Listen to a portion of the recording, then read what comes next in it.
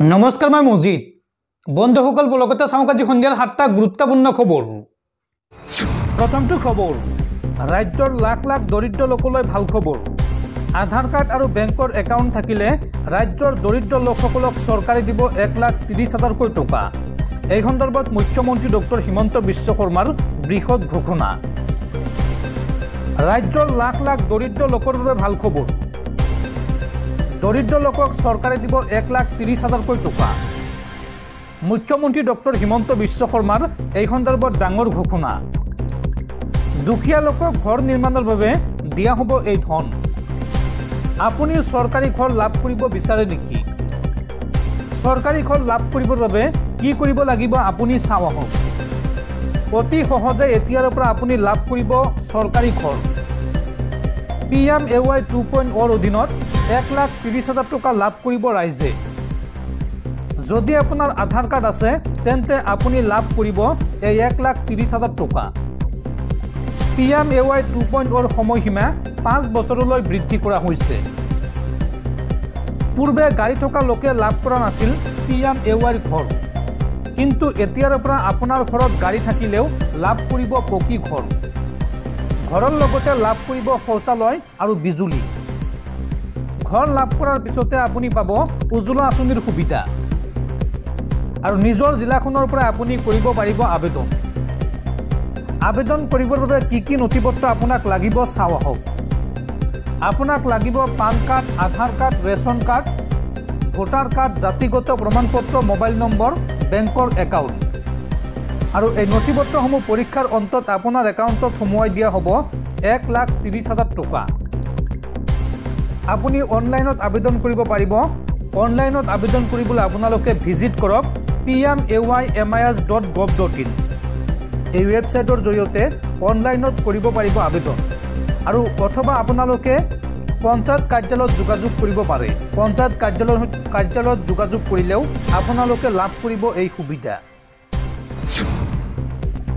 পৰৱৰ্তী খবৰ, আন্তঃৰাষ্ট্ৰীয় বজাৰত পুনৰ হুৰাহুৰে কমিছে ভাৰতীয় টকাৰ মূল্য। আন্তঃৰাষ্ট্ৰীয় বজাৰত অব্যাহত আছে আমেৰিকান ডলাৰৰ বিপৰীতে ভাৰতীয় টকাৰ মূল্যৰ পতন।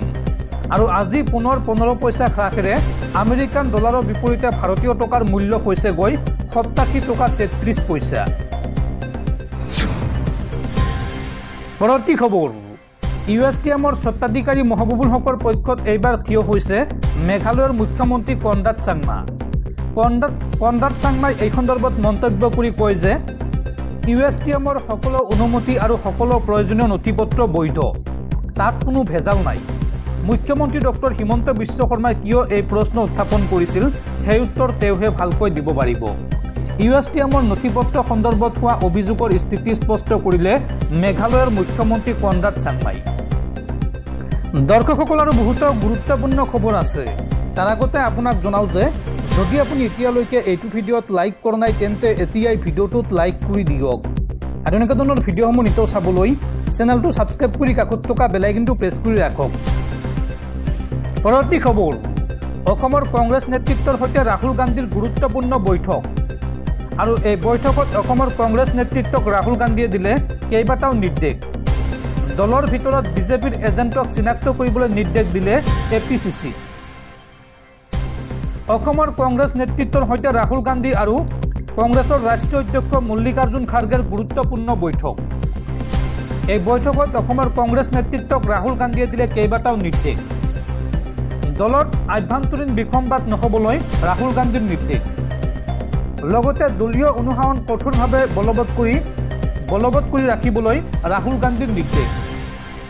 আৰু দলীয় অনুশাসন ভংগ কৰা নেতাৰ ওপৰত কঠোৰ ব্যৱস্থা গ্ৰহণ কৰিবলৈ নিৰ্দেশ দিয়ে ৰাহুল গান্ধীয়ে। লগতে দলৰ ভিতৰত বিজেপিৰ এজেণ্টক চিনাক্ত কৰিবলৈ নিৰ্দেশ দিলে APCC। তেনে নেতাক কংগ্ৰেছৰ পৰা বহিষ্কাৰ কৰাৰ নিৰ্দেশ ৰাহুল গান্ধীৰ।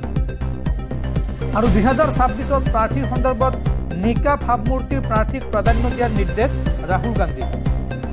2026ৰ নিৰ্বাচনৰ বাবে একত্ৰিত হৈ দলক প্ৰস্তুতি কৰিবলৈ নিৰ্দেশ দিয়ে ৰাহুল গান্ধীয়ে। এইদৰে কেইবাটাও অসমৰ কংগ্ৰেছ নেতৃত্বক নিৰ্দেশ দিছে কংগ্ৰেছ হাইকমাণ্ডে।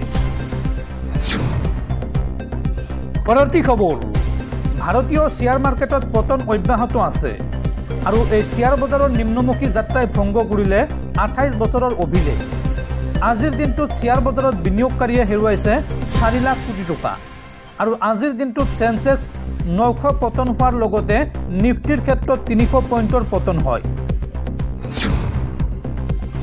পৰৱৰ্তী খবৰ এডভান্টেজ আসাম 2.0 লৈ মুখ্যমন্ত্ৰী হিমন্ত বিশ্ব শৰ্মাৰ গুৰুত্বপূৰ্ণ সংবাদমেল পাতি এডভান্টেজ আসাম 2.0 খতিয়ান দাঙি ধৰিলে মুখ্যমন্ত্ৰী হিমন্ত বিশ্ব শৰ্মাই চাৱাহক এডভান্টেজ আসাম 2.0 খতিয়ান নামৰূপ সাৰ কাৰখানাৰ চতুৰ্থটো প্ৰকল্পৰ বাবে 12,000 কোটি টকা ঘোষণা ৰেল ষ্টেচনৰ উন্নীতকৰণৰ বাবে 300 কোটি টকা ঘোষণা কেন্দ্ৰীয় ৰেল মন্ত্ৰী অশ্বিনী বৈষ্ণৱে মুঠ 7,200 কোটি টকা ঘোষণা কৰে কেন্দ্ৰীয় মন্ত্ৰী জ্যোতিৰাদিত্য সিন্ধিয়াই 1,200 কোটি টকা ঘোষণা কৰে কেন্দ্ৰীয় মন্ত্ৰী হৰদীপ সিং পুৰীয়ে 1,500 কোটি টকা ঘোষণা কৰে কেন্দ্ৰীয় মন্ত্ৰী সৰ্বানন্দ সোণোৱালে 4,800 কোটি টকা ঘোষণা কৰে মুকেশ আম্বানীয়ে 50,000 কোটি টকা ঘোষণা কৰে গুৱাহাটীত এখন 7-ষ্টাৰ হোটেল নিৰ্মাণ কৰিব ৰিলায়েন্সে শুৱালকুছিৰ বস্ত্ৰ উদ্যোগক বিশ্ব দৰবাৰত লৈ যোৱাৰ বাবে কাম কৰিব ৰিলায়েন্স গ্ৰুপে শক্তি ক্ষেত্ৰত 3,000 কোটি টকাৰ বিনিয়োগৰ ঘোষণা আৰু অসমত টাটাই নিৰ্মাণ কৰিব তাজ হোটেল সংবাদমেল পাতি এই বৃহৎ ঘোষণা ৰাজ্যৰ মুখ্যমন্ত্ৰী হিমন্ত বিশ্ব শৰ্মাৰ মুখ্যমন্ত্ৰীগৰাকীয়ে লগতে কয় যে দেশৰ আগশাৰীৰ উদ্যোগিক ৰাজ্যলৈ পৰিণত হ'ব অসম আৰু প্ৰতি 4 বছৰৰ মূৰে মূৰে অনুষ্ঠিত হ'ব এডভান্টেজ আসাম পৰৱৰ্তী খবৰ বিশ্বত পুনৰ ভয়ংকৰ ভূমিকম্পৰ জোকাৰণি পুনৰ শক্তিশালী ভূমিকম্পই জোকাৰি গ'ল বিশ্বৰ 5খনকৈ দেশ ভাৰত পাকিস্তান নেপাল তিব্বত ভূটানত তীব্ৰ ভূমিকম্পৰ জোকাৰণি নেপালত 6.1 প্ৰাবল্যৰ ভূমিকম্পত হাহাকাৰ 3 ঘণ্টাৰ ভিতৰতে কঁপি উঠিল নেপাল তিব্বত ভাৰত ভূটান আৰু পাকিস্তানত ভূমিকম্পৰ তীব্ৰ জোকাৰণি ৰিক্টাৰ স্কেলত 6.1 প্ৰাবল্যৰ ভূমিকম্পত নেপালত হাহাকাৰ প্ৰকাণ্ড অট্টালিকাত মেলিছে বৃহৎ ফাট নেপালত নিশা 2:34 6.1 প্ৰাবল্যৰ ভূমিকম্পই জোকাৰি যায় 2015 চনত ভূমিকম্পই ধ্বংসলীলা চলোৱা নেপালত পুনৰ শক্তিশালী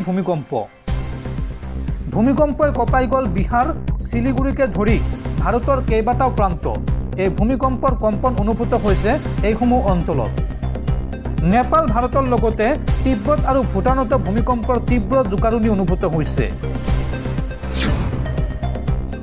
পৰৱৰ্তী খবৰ নিযুক্তি দিয়া হ'ল সেবিৰ নতুন অধ্যক্ষ কেন্দ্ৰীয় বিত্ত সচিব তুহিনকান্ত পাণ্ডেক সেবিৰ অধ্যক্ষ নিযুক্তি মাধৱীপুৰী বুচৰ স্থলাভিষিক্ত হ'ব পাণ্ডে পৰৱৰ্তী খবৰ চুবুৰীয়া ৰাষ্ট্ৰ বাংলাদেশত গঠন হ'ব নতুন ৰাজনৈতিক দল চিন্তাত পৰিছে এতিয়া মহম্মদ ইউনুছৰ চৰকাৰ ছাত্ৰনেতা নাহিদ ইছলামৰ নেতৃত্বত ঘোষণা হ'ব এই নতুন দল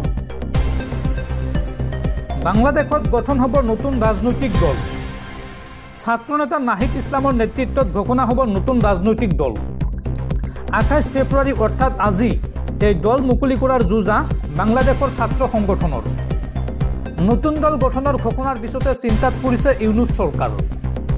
ইউনুছ চৰকাৰৰ মন্তব্য নতুন দলে সকলো শ্ৰেণীক প্ৰতিনিধিত্ব নকৰে আনহাতে ইউনুছ চৰকাৰক প্ৰত্যুত্তৰ ছাত্ৰ সংগঠনৰ নতুন দলটোৱে বাংলাদেশক আধুনিক দেশ হিচাপে গঢ়ি তুলিব দক্ষিণ এছিয়াৰ মুখ্য দেশ হিচাপে গঢ়ি তোলা হ'ব বাংলাদেশক ইয়াৰ পিছতে নিজৰ ক্ষমতা হেৰুৱাৰ শংকাত এতিয়া মহম্মদ ইউনুছৰ চৰকাৰ পৰৱৰ্তী খবৰ ইউএছটিএমৰ স্বত্বাধিকাৰী মহবুবুল হক সন্দৰ্ভত মুখ্যমন্ত্ৰী হিমন্ত বিশ্ব শৰ্মাৰ ডাঙৰ ঘোষণা বহুদিন জেলত থাকিব ইউএছটিএমৰ স্বত্বাধিকাৰী মহবুবুল হক খানাপাৰাত এই মন্তব্য মুখ্যমন্ত্ৰী হিমন্ত বিশ্ব শৰ্মাৰ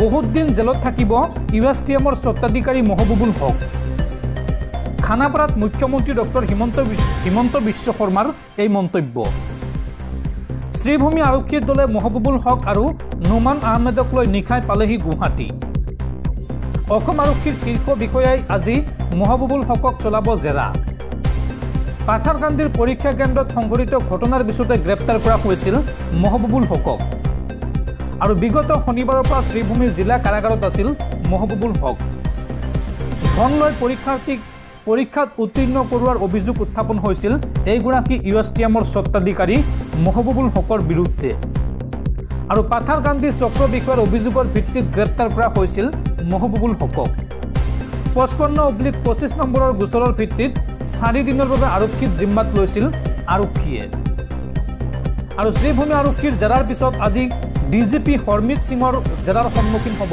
মহবুবুল হক। পৰৱৰ্তী খবৰ দেশত পুনৰ সংঘটিত হৈছে আন এক জঘন্য কাণ্ড।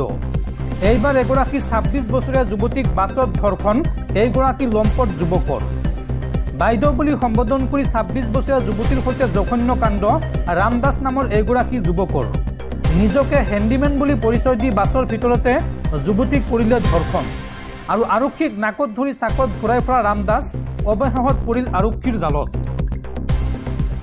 থানাৰ নিচেই কাষতে দেশ জোকাৰি যোৱা ভয়ংকৰ জঘন্য কাণ্ড সংঘটিত হৈছে। বাছৰ ভিতৰতে এগৰাকী যুৱতীক ধৰ্ষণ আৰু ধৰ্ষণ কৰা লম্পটক অৱশেষত গ্ৰেপ্তাৰ কৰিছে আৰক্ষীয়ে। ধৰ্ষণকাৰী দত্তাত্ৰেয় ৰামদাস গাটেক অৱশেষত গ্ৰেপ্তাৰ কৰিলে আৰক্ষীয়ে।